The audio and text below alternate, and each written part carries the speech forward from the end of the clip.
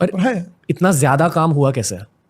कुछ तो देखो, हैक्स होंगे। एक फीलिंग है मेरे मन में है कि मुझे एक अपॉर्चुनिटी मिली है ओके। देश के लिए, समाज के लिए और गरीब के लिए काम करने की। मैं नेशनलिस्ट हूँ और मुझे लगता है कि इस देश के लोगों को अच्छे रोड मिलने चाहिए, इस देश के लोगों को रोटी कपड़ा मकान मिलना चाहिए, इस देश के लोगों की गरीबी दूर होनी चाहिए, इस देश में स्मार्ट सिटीज़ नहीं स्मार्ट विलेजेस होने चाहिए। और मेरा ज़्यादा तक जो वैचारिक सेंट्रिक मैं हूँ वो गाँव, गरीब, मजदूर, किसान के प्रति हूँ। मैं इधर जॉर्ज फर्नांडिस को अपना आइकॉन मानता हूँ, उनका सिंपल व्यवहार मैं उससे प्रभावित था। अटल बिहारी वाजपेयी को अपना आइकॉन मानता हूँ।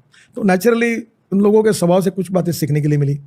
फिर ओरेटरी मेरी ऐसी थी कि मैं क्रिकेटर था, तो 11वीं के क्लास में स्वाधीनता को 25 साल पूरे हुए। तो एक लड़के हमारे साथ वो अंग्रेजी में भाषण दे रही थी, तो उसने नेचर को नटरू कहा, तो हमने खूब उसको पीछे से आवाज़ मारी, पानी पी पानी पी। तो हमारे हेड मास्टर ने देखकर हमको धुलाई की और उन्होंने पूछा कि ये तो बोल तो भी सकती, तुम तो भाषण भी नहीं दे सकते। तो उसने निगेटिव हमको पानी लगाया।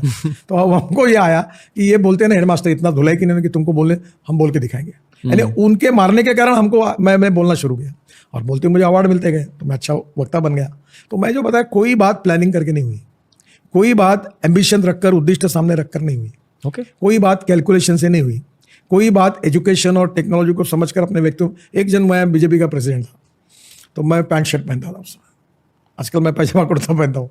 तो मुझे बहुत लोगों ने बोला बिहार यूपी में कि तुम पैंट शर्ट मत पहनो, धोती कुर्ता पहनो या पैजामा कुर्ता पहनो, लोग आपको स्वीकार करेंगे। मैंने बोला बिल्कुल ज़रूरत नहीं, जो मुझे चाहिए वही पहनूंगा, जो चाहिए वही बोलूंगा। लोगों को मुझे एक्सेप्ट करना है तो करे, नहीं तो ना करे। मैं पब्लिक के खुश करने के लिए और पब्लिक मेरे साथ आने के लिए मैं एक भी चीज़ नहीं करना चाहता हूँ और मुझे करना नहीं है। ये जो मेरा नेचुरल स्वभाव है, जो मेरी लाइबिलिटी है या मेरा नेगेटिव पॉइंट है, ऐसा मैं समझ रहा था। मैं जब आप बोल रहे हैं कि लोग अप्रिशिएट कर रहे हैं, तो मैं ये कहता हूँ कि मेरी नेगेटिविटी मेरी स्ट्रेंथ है और यही मेरा एसेट है। पता है सर, पॉलिटिकल दुनिया के बारे में मेरे को एक चीज़ अच्छी नहीं लगती। एज अ पॉडकास्ट मैं डिजिटल दुनिया से हूँ और मेरी दुनिया काफ़ी आसान है as compare to your world. तो जब भी पॉलिटिकल कॉन्वर्सेशन होते हैं ना, तो बहुत ज़्यादा यू वर्सेस मी हो जाता है, बीजेपी वर्सेस कांग्रेस। शायद ये मीडिया की वजह से हुआ है। आपको, मैं पहले महाराष्ट्र के विधानमंडल में 18 साल रहा, विपक्ष का नेता था जी, खूब ठुकाई करता था सरकार की। और तब मैं उतना मैच्योर्ड भी नहीं था, आक्रामक था मैं। ओरिजिनली मेरा स्वभाव बड़ा अग्रेसिव है। तो मैं बहुत हाउस ने मुझे, विलासराव देशमुख और अनेक मंत्री ऐसे रहते थे कि पर्दा लेके देखते थे मैं बैठा हूँ बोल रहा हूँ तो टाल देते थे, क्योंकि मैं उनकी पूरी उतार देता था। तो क्या होता है कि मुझे भी धीरे कहते कहते बात, अब तो अपोजिशन पार्टी का काम ही होता है टीका टिप्पणी करना। मेरा एक मित्र मिला, उसने मुझे कहा नितिन एक बात याद रखो, 2 रेशा है, एक तुम्हारी और एक दूसरी की है, और तुम्हारी रेशा बड़ी करनी तो 2 मार्ग है, दूसरे की पूछने का काम करो या अपनी बड़ी करो। तो मुझे वो बात मेरे मन पे बैठ गई। वैसे छोटी छोटी बातें मेरे मन पे बैठ गई और मैंने अपनी रेशा बड़ी करनी, दूसरे के बारे में नहीं बोलना। तो मैं अभी, आप कभी देखो, मैं किसी को बोलता ही नहीं। आप सवाल पूछोगे मैं तो नहीं पूछूंगा, जवाब नहीं दूंगा। मैं बोलूंगा कि मेरा क्या है बताओ। मेरा जो कुछ है पूछो। मैं सवाल को एक्सटेंड करने वाला था। ठीक है, आप आरएसएस की बातें कर रहे हो और मैं आरएसएस को जानने की कोशिश कर रहा हूँ यहाँ आपसे बातचीत करके। क्यों? क्योंकि मैं मुंबई से हूँ, मीडिया वर्ल्ड से हूँ। ठीक है, मीडिया वर्ल्ड में बहुत सारे लोग एंटी बीजेपी है और उनकी एक वजह एंटी बीजेपी होने के लिए यह है कि आरएसएस ये चाहता है कि मुस्लिम्स और क्रिश्चियंस इस देश से हट जाए। वो उनका नैरेटिव है उनके दिमाग में। तो जब मैं उनके साथ मान लो चिल कर रहा हूँ, पार्टी पे हूँ, तो मैं कुछ बोल नहीं सकता आरएसएस के बारे में, क्योंकि मुझे नहीं पता आरएसएस के बारे में इतना ज्यादा, और मीडिया भी जो कहती है आरएसएस के बारे में मुझे खुद नहीं पता अगर सच है कि नहीं। आपसे जानना चाहूंगा क्योंकि आरएसएस का एक पार्ट रहे हो आप बहुत टाइम तक। देखिए, हिंदुत्व, हिंदू धर्म जी और हिंदू जीवन पद्धति, जी, पहले इसको समझने की कोशिश करिए। ये आरएसएस का दुर्भाग्य रहा है, image versus reality and ground reality versus perception. बहुत लोग मुझे मिलते हैं कि आप बहुत अच्छे हैं, तो मतलब मैं अच्छा हूं तो आरएसएस अच्छा है, और मैं गलत हूं तो आरएसएस, क्योंकि जो कुछ मुझे पढ़ने को सीखने को मिला वो आरएसएस और विद्यार्थी परिषद से मिला। अब आपको एक बात बताता हूँ। पत्रकार बोलता है मैं पत्रकार धर्म का पालन कर रहा हूँ, शिक्षक कहता है मैं शिक्षक धर्म का पालन कर रहा हूँ। इसमें यहाँ धर्म का अर्थ है कर्तव्य। हिंदू ये जीवन पद्धति है, यानी आज से 50 साल, 100 साल, 200 साल, 500 साल पहले ये परिस्थिति कि आज का मुसलमान, आज का क्रिश्चियन, ये हिंदू ही था। तो संग में गीत गाते हैं, संस्कृति सबकी एक चिरंतन, पुरखे जिसके हिंदू है, विराट सागर समाज अपना, हम सब इसके बिंदु है। तो हम ये कहते हैं कि भाई हमारा किसी धर्म से विरोध नहीं है। तुम मुसलमान हो, तुम्हारी उपासना पद्धति, तुम मस्जिद में 1 बार नहीं 10 बार नमाज पढ़ो। तुम भगवान गौतम बुद्ध को मानते हो, बौद्ध विहार में जाते हो 1 बार नहीं 100 बार जाओ। तुम क्रिश्चियन हो, चर्च में जाते हो, कोई प्रॉब्लम नहीं। हमारा कहना यह है कि हमारी संस्कृति अलग है पर हमारी राष्ट्र एक है, हमारी संस्कृति एक है, हमारी उपासना पद्धति अलग है। तो हमारा इतिहास, संस्कृति और विरासत जो है, जो भारतीय दृष्टिकोण है, जो राष्ट्रीय दृष्टिकोण है, इसका संबंध हिंदुओं के इतिहास से जुड़ा हुआ है। और हिंदू का पर्यायी शब्द भारतीय है, और भारतीय शब्दों में सभी धर्म के लोग आते हैं, सभी जात के लोग आते हैं। और मैं जातिवादी राजनीति का तो बहुत विरोधक हूँ। मैं मानता ही नहीं हूँ, किसी जात को नहीं मानता। मैं मानता हूँ मानवता को मानता हूँ। आदमी जात से, पंथ से, धर्म से, भाषा से और सेक्स से बड़ा नहीं होता, उसके गुणों से बड़ा होता है जी। और जिसकी उपासना पद्धति जो भी हो, जो फेथ होगा वो करे। पर हम भारत करके एक है, हम मिलकर हमारी इतिहास, संस्कृति, विरासत के आधार पर हम इस देश के सर्वांगीण विकास के लिए काम करेंगे। देश की गरीबी, भुखमरी, बेरोजगारी दूर करेंगे। और हमको अधिकार है, संविधान ने दिए, फंडामेंटल राइट्स है, फ्रीडम ऑफ स्पीच है, सब प्रकार के अधिकार है। और उपासना पद्धति में हिंदू जो होगा वो मंदिर में जाएगा, मुसलमान होगा वो मस्जिद में जाएगा। हम कोई मुसलमानों को मस्जिद में जाने से रोकने वाली बात नहीं कर रहे हैं। हम इतना ही कह रहे हैं कि हमारा खून एक है, हमारा इतिहास एक है, हमारी विरासत एक है, हमारी संस्कृति एक है, हम भारतीय है। और भारतीय का संबंध होता है हिंदू जीवन पद्धति, हिंदू वे ऑफ लाइफ। भगवान स्वामी विवेकानंद जी ने अमेरिका में जो शिकागो में भाषण दिया था, वो क्या दिया था? उन्होंने ये कहा था कि मैं यहाँ इसलिए नहीं आया हूँ कि मेरा धर्म श्रेष्ठ है और मेरा भगवान श्रेष्ठ है। मैं इसलिए आया हूँ कि आप जिस भगवान पर विश्वास रखते हो, जिस धर्म पर विश्वास रखते हो, वो श्रेष्ठ है। और आप जिस धर्म के करते हो, धर्म का पालन करते हो, और जिस भगवान की पूजा करते हो, उससे मैं जिस धर्म का पालन करता हूँ और भगवान पर जाने का मार्ग एक ही जगह जाता है। एक संस्कृत में सुभाषित है, आकाशात पतितम तोयम यथा गच्छति सागरम सर्वदेव नमस्कार केशवम प्रति गच्छति। मैं मराठी में थोड़ा बहुत आप समझते होंगे तो उसका अनुवाद किया है कि पडे खाल तिजे नभातून पाणी जसे सागरा तेच मिळून जाई नमस्कार कोण्या ही देवा सकेला परी शेवटी तो पोचतो केशवाला। यानी आकाश से जैसे पानी गिरता है और नदी नालों के द्वारा जब सागर को मिल जाता है अंतिमतः, वैसे किसी भी भगवान को नमस्कार करने से एक ही भगवान को पहुंच रहा है। तो हम कहाँ डिस्क्रिमिनेट कर रहे हैं? और आरएसएस ने मोरवी में इतना बड़ा प्रलय हुआ, ये हुआ, सबके लिए घर बांधे। हमारे कैंप में हम चश्मे देते, सब धर्मों को देते हैं। हमारी सरकार ने मोदी जी के नेतृत्व में अनेक योजना बनाई, गैस सिलेंडर दिए 9.5 करोड़ लोगों को, 36 करोड़ 49 करोड़ बैंक अकाउंट खोले। तो क्या हमने कोई डिस्क्रिमिनेशन यूज किया? सबका साथ, सबका विश्वास, यही है।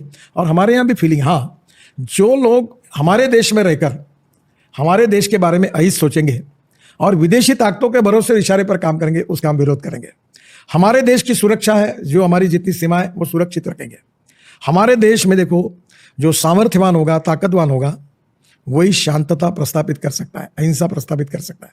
और दुर्बल व्यक्ति ने कितना भी किया तो भी नहीं होता। और इसलिए हमें सामर्थ्यवान बनना है, पर हम विस्तारवादी नहीं है। भूटान, नेपाल, बांग्लादेश, श्रीलंका, इनके मन में कभी ये भाव नहीं आता कि भारत हमारी जगह लेगा।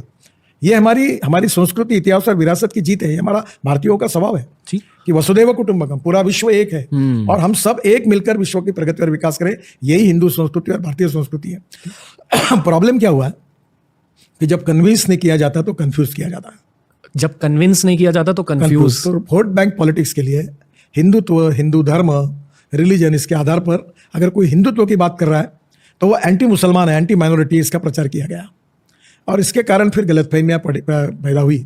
सुप्रीम कोर्ट ने जो हिंदुत्व पर जो जजमेंट दिया उसमें भी कहा है कि हिंदुत्व ये वे ऑफ लाइफ है, मूल्याधिष्ठित जीवन पद्धति, परिवार पद्धति, ये हमारी ताकत है। अब जैसे यूनानी है, ये मेजोरिटी मुस्लिम लोगों में यूनानी का शास्त्र है। आयुर्वेद हिंदुओं के साथ है, योग विज्ञान, प्राणायाम।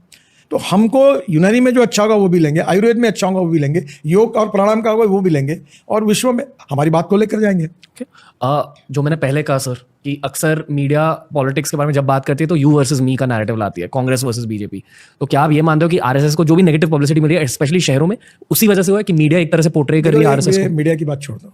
ओके, जैसे वो होता है ना हिंदी फिल्म का फॉर्मूला कि थोड़ी सी फाइटिंग चाहिए, फिर एक डांस चाहिए, कैबरे डांस, फिर सेक्स चाहिए, फिर रोना चाहिए माँ बाप का, बेटा पोता करके रोता हो। वैसे वो जो कथानक बनाते ना, पटकथा, वैसे ये मीडिया वाले बनाते हैं। मीडिया में देखो, हमारा लोकतंत्र 4 स्तंभों पर खड़ा है: judiciary, executive wing, legislative wing और मीडिया। मीडिया ये नॉलेज का ट्रांसफॉर्मेशन करने वाली है। आज जो नई जनरेशन जो है वो चाहती है कि नई futuristic technology, futuristic development, futuristic vision, world में क्या अच्छा हुआ वो हमें दिखाए। जी। आज मेरे इसमें फ़ोन पर एक ने बहुत अच्छे व्यावसायिक है, उन्होंने एक वीडियो भेजा कि मिथेनॉल पर ट्रक अपने जहाज चलने लगे, कोयले से बनता है। और वो बात मैं भी करता हूँ तो उनने मुझे, तो मैंने आज मेरे सोशल मीडिया पे डाला कि देश समझे कि मिथेनॉल 25 रुपये लीटर है, डीजल 120 रुपये लीटर है। मिथेनॉल का पोल्यूशन कम है, डीजल का ज़्यादा है। और हमारी ट्रक, हमारी बसेस, हमारे ट्रैक्टर और हमारे जहाज अगर मिथेनॉल से चलेंगे तो इंपोर्ट नहीं होगा, पोल्यूशन नहीं होगा, समाज का कल्याण होगा। तो कहीं ना कहीं जो अच्छी बात है वो लोगों तक पहुंचाना, एजुकेशन ऑफ मासेस, ये काम मीडिया ने करना है। वो क्या करते मालूम है, इसने क्या कहा उसके रिकॉर्ड करते हैं, फिर तुम्हारे घर जाते हैं, उसने ऐसा कहा, तुमको क्या कहना है, झगड़े लगाने का काम करते हैं। और जैसे वो होता है ना कि कुत्ते राड़ पर एक दूसरे से भूखते, वैसा चित्र होने के बाद ये टाले बजाते हैं। ये जो मीडिया ऐसा करेंगी वो समय के आधार पर टिकेगी नहीं। आपने गैंग्स ऑफ वासेपुर देखी है हाँ। फिल्म, जैसे जब तक इंडिया में सिनेमा रहेगा तब तक, वो वाला डायलॉग है। तुमको एक बात बताता हूँ, जो लोग शाश्वत, जी युगानुकूल, जी समाज अनुकूल, जी ज्ञान विज्ञान तंत्र विज्ञान के आधारित, लोगों की मन की बात के आधार पर लोगों का प्रबोधन, प्रशिक्षण और संस्कार देने का काम करेंगे, वो टिकेंगे। और लोग बहुत होशियार हैं, वो तुम्हारा कार्यक्रम पसंद करते हैं। कोई तुम पैसे देते हो, तुम एडवर्टाइजमेंट है तुम्हारी, मैं लीडर हूँ, मेरे को अच्छा क्यों कहते हैं, मेरे समझ में नहीं आता। ना पोस्टर छपकाता हूँ, ना किसी के पास जाता हूँ, ना बोलता हूँ। अच्छा, मेरे जो सोशल मीडिया में फॉलोअर है वो भी नेचुरल है। भी बहुत लोगों ने सलाह दिया कि वो अभी 3.5 करोड़ है तो इतना बढ़ा दो तो इतना हो जाएगा, ये वो करना नहीं। मेरे को कोई झूठ बोलना नहीं, जरूरत होगी तो आओ, नहीं आना तो मत आओ, वोट देना तो दो, नहीं देना है तो मत दो, मैं अपना काम करते रहूँगा। मैं आपको बताता हूँ, अल्टीमेटली एक बात आपको बताता हूँ, बोलो सर। जितने लोग शॉर्टकट मारेंगे ना, शॉर्टकट कट यू शॉर्ट, जो लॉन्ग टर्म ऑनेस्टी के साथ, ट्रांसपेरेंसी के साथ, ईमानदारी के साथ चलेंगे, उन्हीं का ही जमाना होगा और लोग अल्टीमेटली उनको पहचानेंगे और उनके गुणों दोषों के साथ भी उनके साथ रहेंगे। जी सर, मैं फ्यूचर के बारे में डेफिनेटली बात करना चाहता हूँ आपसे, क्योंकि आई फील की पॉलिटिशियंस को इनसाइट होती है कि क्या होने वाला है देश में। डेफिनेटली उन चीज़ों के बारे में बात करना, पर ताकि हम इस वाले लूप को क्लोज कर सके। बहुत सारे देश के नॉन हिंदूज भी ये पॉडकास्ट को देख रहे हैं थोड़े से डर के इमोशन के साथ, और उनके दिलों में डर है। ये आई फील की कंडीशनिंग है, एल्गोरिदम्स की वजह से भी हुआ है ये। पर उनसे आप क्या कहना चाहोगे, स्पेशली आरएसएस रिलेटेड? क्या आरएसएस? देखिए, मैं नागपुर का हूँ जी। नागपुर में आरएसएस की स्थापना हुई जी। मैं महाराष्ट्र सरकार में एमएलए था जी। मेरे को एक इंजीनियरिंग कॉलेज मिला कोटे में, मैंने किसको दिया? नागपुर में अंजुमन इस्लाम को, एक मुस्लिम ऑर्गेनाइजेशन को दिया। नागपुर में ताजबाग है, मैं और देवेंद्र जी मुख्यमंत्री, हमने पूरा पैसा वहाँ दिया, ताजबाग को ताजमहल जैसा बनाया। आज इतने 75 साल के इतिहास को मुसलमानों को क्या मिला? चाय की टपरी, पान ठेला, कबाड़ी का दुकान, ट्रक ड्राइवर और क्लीनर। क्यों नहीं सॉफ्टवेयर इंजीनियर मुसलमान बनने चाहिए, डॉक्टर बनने चाहिए, मुस्लिम लड़कियाँ IAS IPS ऑफिसर बननी चाहिए, मुस्लिम समाज में अच्छे प्लेयर्स आए हैं, क्रिकेट में आए, हॉकी में आए, फुटबॉल में अच्छे प्लेयर बनने चाहिए। तो मैं आपको एक बात बताता हूँ कि मुस्लिम समाज का सर्वांगीण विकास, जिसको बाबा साहेब अम्बेडकर कहते थे कि नॉलेज, शिक्षा, ये वाघिणी का दूध है, टाइग्रेस का। तो आज मुस्लिम समाज जो है, अगर वो मस्जिद में जाएंगे और मुल्ला मौलवी पढ़ाते रहेंगे, उसमें उनका भविष्य नहीं है। वो 10 बार नमाज पढ़े, भक्ति करे, उसमें तो नहीं। पर वो अगर कंप्यूटर सीखेंगे, इंजीनियरिंग सीखेंगे, डॉक्टर बनेंगे, IAS ऑफिसर बनेंगे, तो उसमें उनका भविष्य है। वर्ल्ड में जाकर उनको डॉलर में अच्छी नौकरी मिलेगी। तो सवाल ये है कि जब बातें कोई कड़वी और सच बातें कहता है, मुझे नहीं प्रॉब्लम, मैं ये बोलता हूँ कि इंजीनियर बनो, डॉक्टर बनो, ये मुल्ला मौलवी के साथ बैठ के थोड़ी तुम्हारा भला होगा। हुआ क्या आज तक? तुमको दिया क्या लोगों ने, पॉलिटिशियन ने? चाय की टपरी, पान ठेला, कबाड़ी का दुकान, ट्रक ड्राइवर, क्लीनर। क्या जिंदगी में यही करते रहोगे? वही झोपड़पट्टी में किचन में रहते रहोगे? अच्छे नहीं बनोगे। और जब अच्छे लोग बनेंगे, उनके बंगले बन गए, उनके पास अच्छे साधन आ गए, तो लोगों को ध्यान में आया कि हमारा विकास का मार्ग कहाँ है। और हमारी पार्टी ने, हम समय संघ का स्वयं सेवक, नागपुर में संघ की स्थापना हुई। आप कभी एक प्रयोग कर लो, नागपुर में 2-2.5 लाख 3 लाख मुसलमान हैं। आपको शायद आप 50 हज़ार मुझे वोट देते होंगे, नहीं दे, किसी भी मुसलमान के पास जाओ और उसको पूछो कि नितिन गडकरी तुम्हारा दुश्मन है कि दोस्त है, एक भी नहीं बोलेगा दुश्मन है। सही में यही image versus reality and ground reality versus perception. बाढ़ आ गया, अगर मुस्लिम बस्ती में भी घुसता है और हिंदू बस्ती में भी घुसता है, भूकंप होता है, बादल फटता है, सबका नुकसान होता है। गैस का सिलेंडर मुसलमान को जिस भाव में मिलता है उसी भाव में हिंदू मिलता है। पेट्रोल डीजल उन्हीं जो भाव सेम ही है, तो हम झगड़ा क्यों करते हैं? हाँ, झगड़ा कहाँ है कि जैसे मानवता के आधार पर एक महिला से शादी हुई तो उसको कभी भी आप तलाक दे दो, दूसरे को पकड़ो, ऐसा नहीं, उसके साथ वो अन्याय है। शाहबानू के केस में जब ये जो तलाक की बात आई कि इस प्रकार से ये मानवता के आधार पर सब समाज में से अस्पृश्यता, जातीयता हिंदू धर्म में थी। अब मैं मानता हूँ मैं अस्पृश्यता, जातीयता का पालन नहीं करूँगा, मैं जातिवाद का नहीं करूँगा, और मैं किसी से जाति के आधार पर बात नहीं करूँगा। सब जाति जो गरीब है, सब मेरे परिवार के, मैं सबके लिए काम करूँगा, गरीब के लिए पहले करूँगा। इस देश के संपत्ति पर पहला अधिकार इस देश के गरीब व्यक्ति का। वो हिंदू है, मुसलमान है, जैन है, क्रिश्चियन है, ये मतलब नहीं। मुझे लगता है धीरे धीरे इस प्रकार के लोग सोचते हैं, लोग फिर समझते भी है।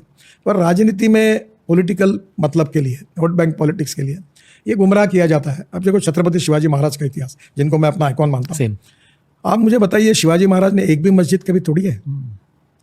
कल्याण के सूबेदार की सुन जो बहू थी, उसको पकड़ के जब लाया तो उन्होंने क्या कहा कि मेरी माँ भी सुंदर रहती तो इसके जैसी तो मैं भी उतना सुंदर बनता, उसको उन्होंने साड़ी दी, सब दी, और बड़े सम्मान के साथ उसको अपने घर पहुंचाया। कभी उन्होंने कभी किसी मस्जिद पर अटैक नहीं किया,